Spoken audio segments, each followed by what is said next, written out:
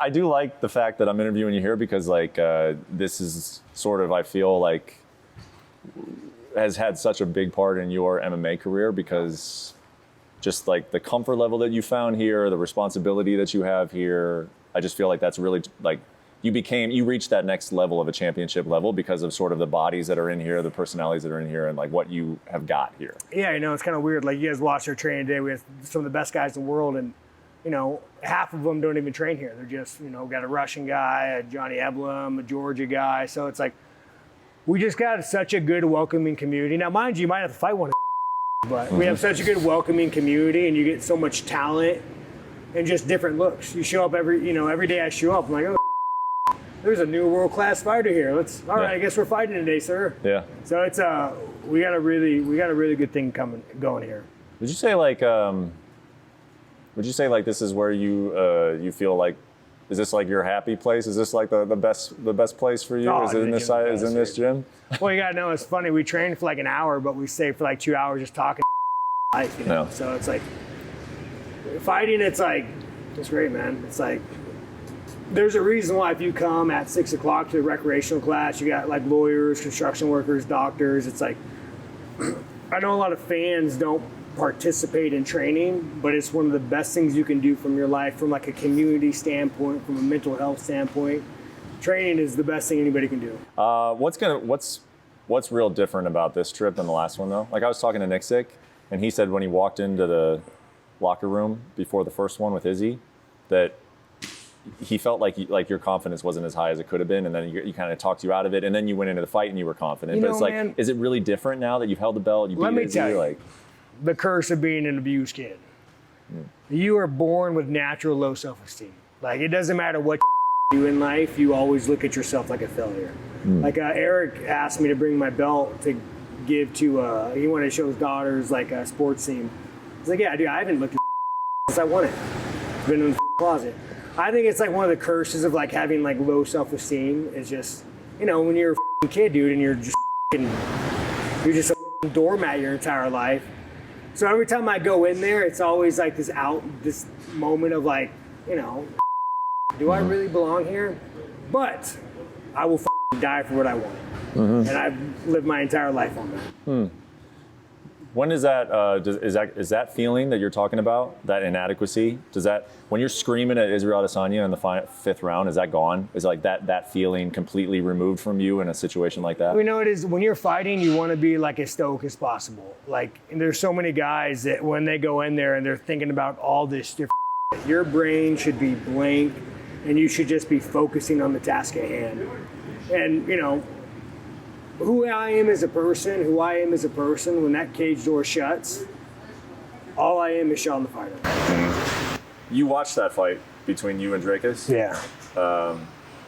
Eric had to make you do it. Yeah. Why?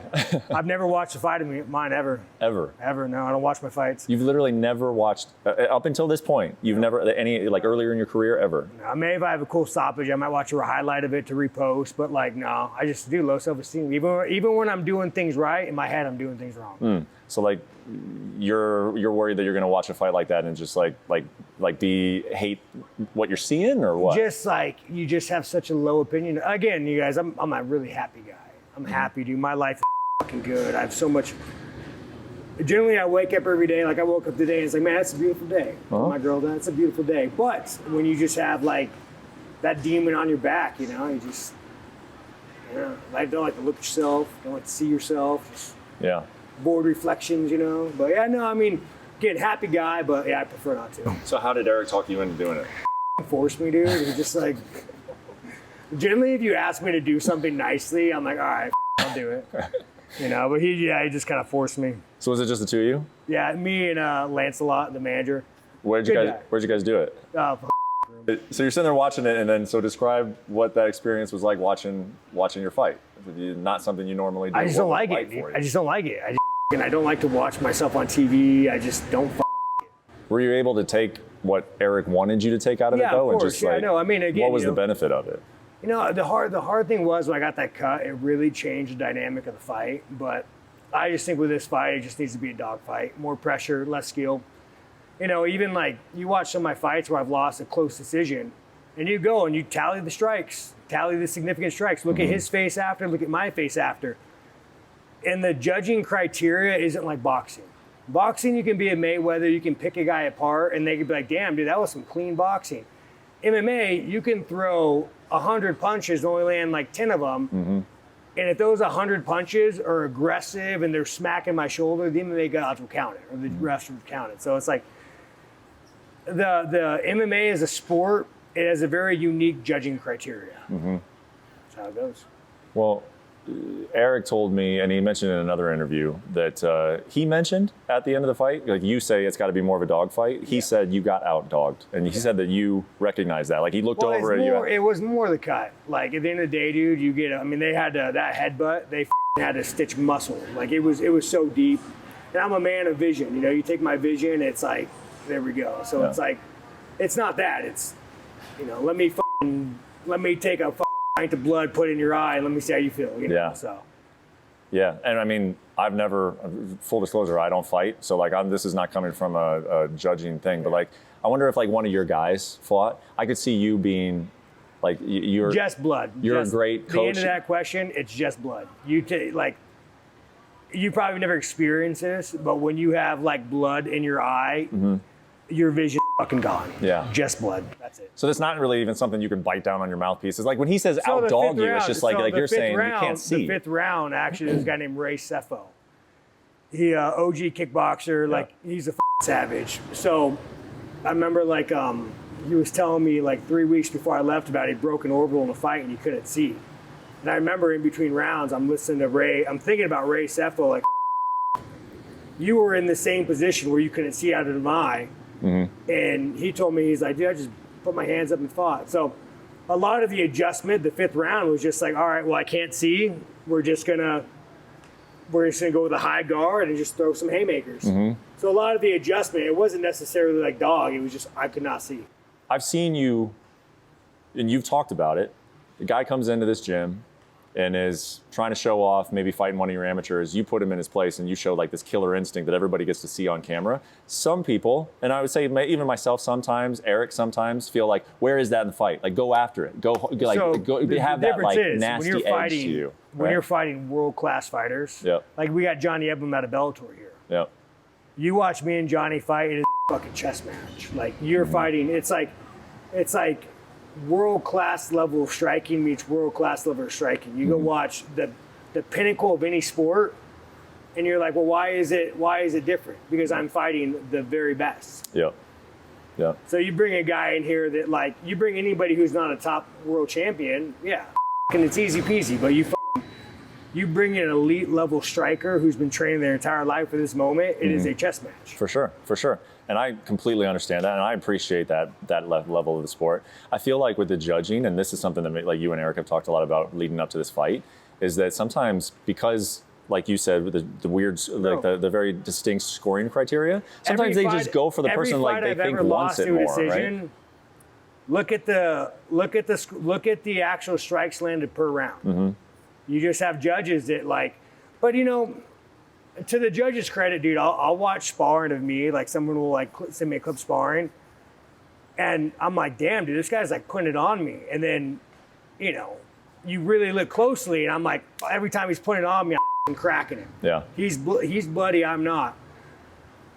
4-ounce gloves with a cage, it is a little bit harder to see, but I mean, there's a reason why every time I've lost a decision, the guy's face looks like he's been hit by a truck, and I might have a black eye or a scratch. I would imagine that would be like a weird place to go into a fight feeling like, tell me I should be a boxer or what? No, I get a very clear sense that like, you know, you're better than Drakus. Like you feel deep in your soul, I am better than Drakus. But I gotta prove it in some way to these three people that don't understand. It sucks because I can't go in there and be a technical martial artist or a technical boxer and jab. I gotta go in there and be like, all right, fucker, there's the middle, hands up. Let's throw fucking haymakers, because if I outstrike you, just because you're so awkward, I'm going to lose this decision. So the only change is, man, just, all right, well, I guess we just get in the middle and fight now.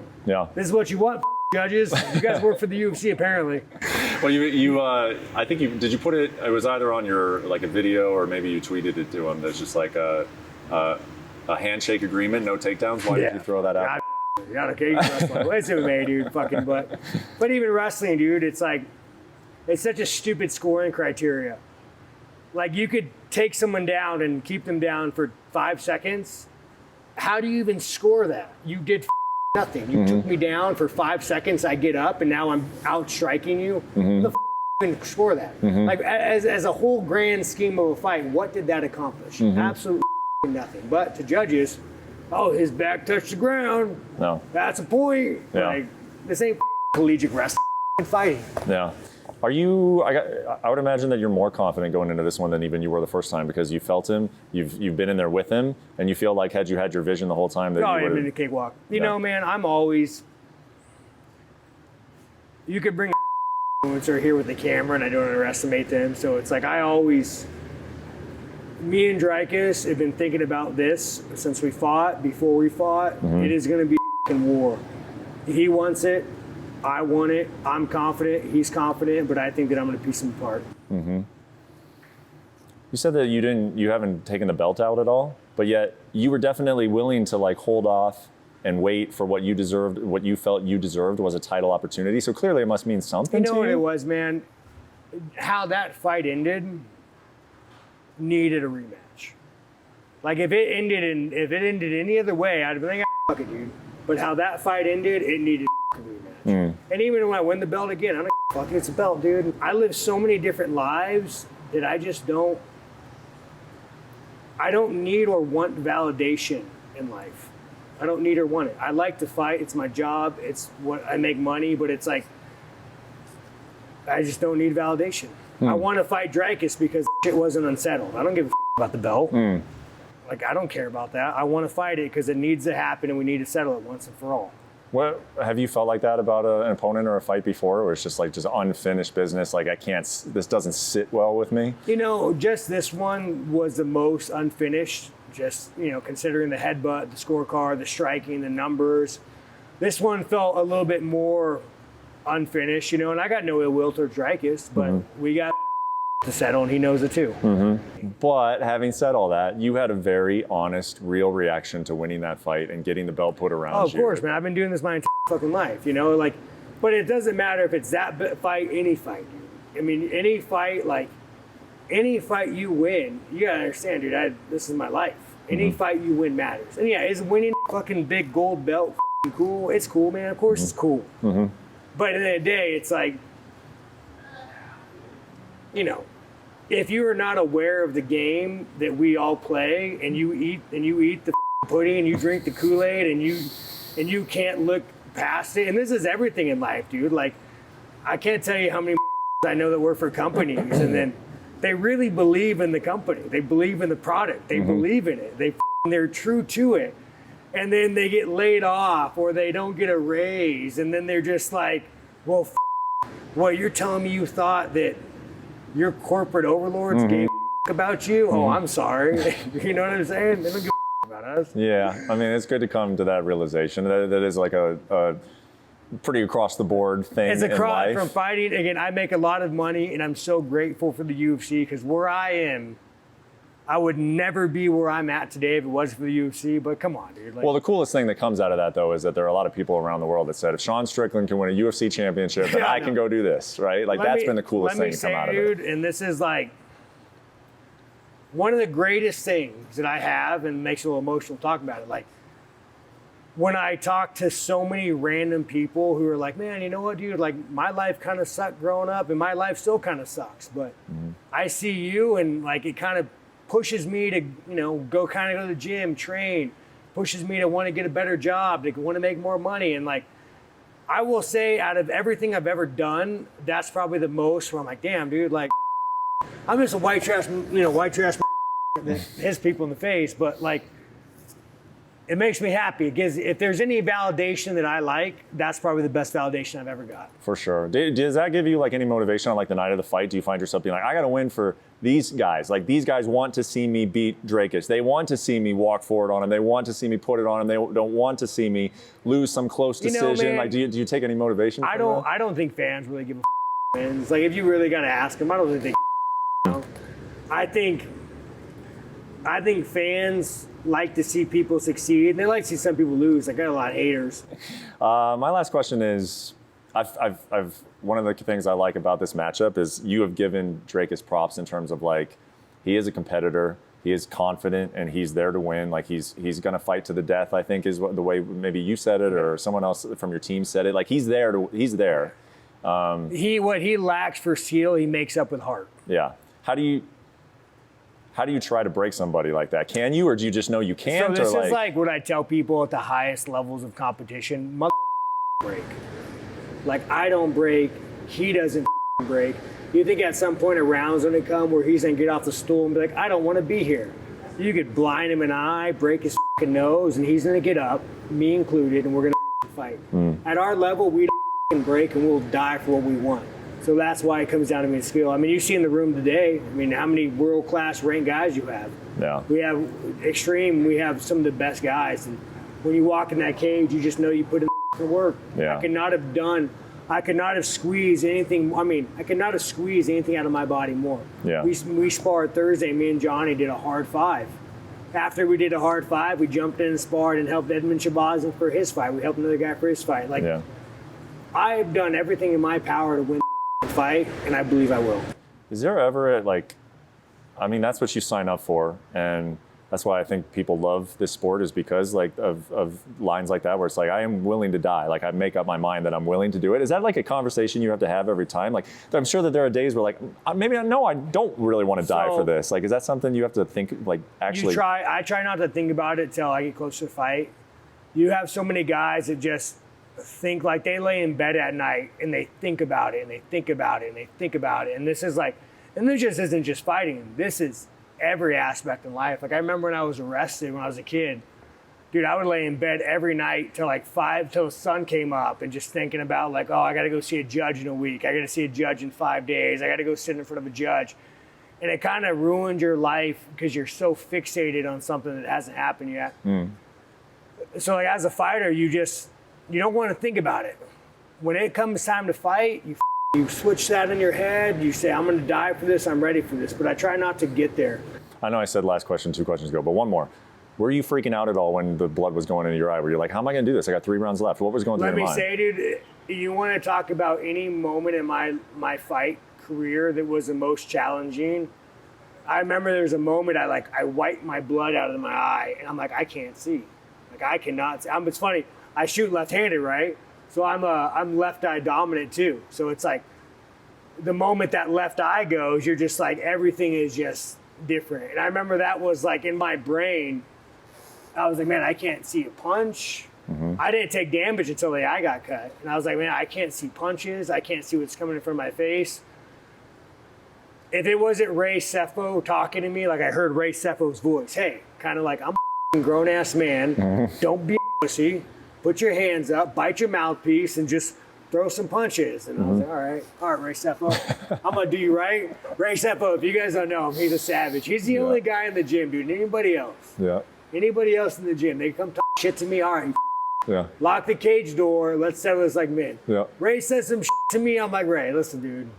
You're a grown-ass man. I'm a grown-ass man. Like, why don't we just work this shit out together, dude? I've known you for a long time. Let's not barbarians. He's fucking OG. Man, you and Ray ever end up fighting? You call me so I can run over here and watch that. Fight, bro. You're gonna see me like what's gonna happen if I fight Ray. We're gonna go to the parking lot.